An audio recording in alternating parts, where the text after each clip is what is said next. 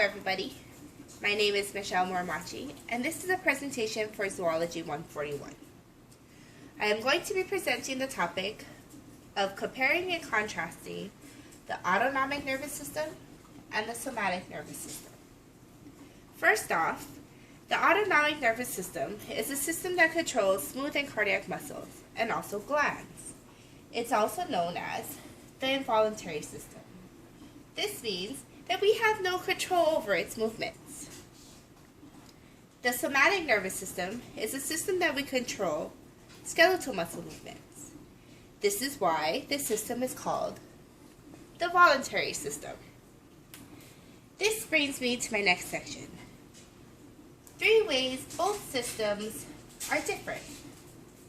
First are their effectors. So in the autonomic nervous system, the effectors supply nerves to the cardiac and smooth muscles and glands. This system also pushes blood to areas of the body that need it, such as it increases heart rate or decreases heart rate, blood pressure, and body temperature. It also increases and decreases stomach secretions. For it's called the involuntary system, like the pumping of the heart, we have no control over it. Just like the food that we digest. We have no control of how the food goes down our digestive tract. The somatic nervous system stimulates skeletal muscles. For instance, the man in the picture, he's flexing his arms. He has every control over that movement. The second way that these two are different are efferent pathways and ganglia. So in the autonomic nervous system, it's a 2-neuron chain, which is there's a cell body of the first neuron called the preganglionic neuron. It's located in the brain or spinal cord. Its axon, which is lightly myelinated,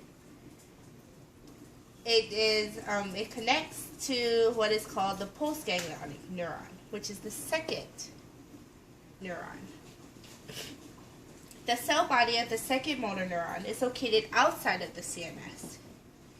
In an autonomic ganglion, its axon, which is called the postganglionic axon, stretches out to the target organ. If you noticed that the axons are lightly myelinated or non-myelinated. In the somatic nervous system, the cell body is also in the CNS, but the axon is thickly myelinated. The axons go from the spinal and cranial nerves to the skeletal muscles that need to be activated. The motor fibers are thick and very myelinated, group A fibers that send nerve impulses fast. Number 3, target organ responses to their neurotransmitters.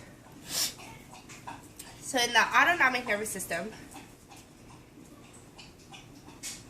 it releases 2 neurotransmitters. Norepinephrine, which is used in most sympathetic fibers, which causes an excitatory effect. Second is the acetylcholine, which is used by the parasympathetic fibers, and it causes an inhibitory effect. In the somatic nervous system, it just releases the acetylcholine, which causes the excitatory effect, which would be muscle contraction, like the guy above.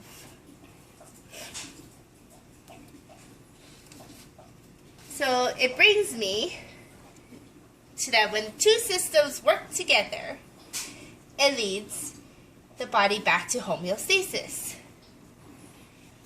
As much as these 2 systems has its own agenda, they also work together to change internal and external conditions of the body. For instance, when working out, if the skeletal muscles, which is the somatic nervous system, needs more oxygen or glucose, then here comes the autonomic nervous system to its rescue. It speeds up heart rate and dilates airways to meet the needs of the somatic nervous system. Then together, we have homeostasis. I hope you enjoyed this video and learned as much as I did. The end.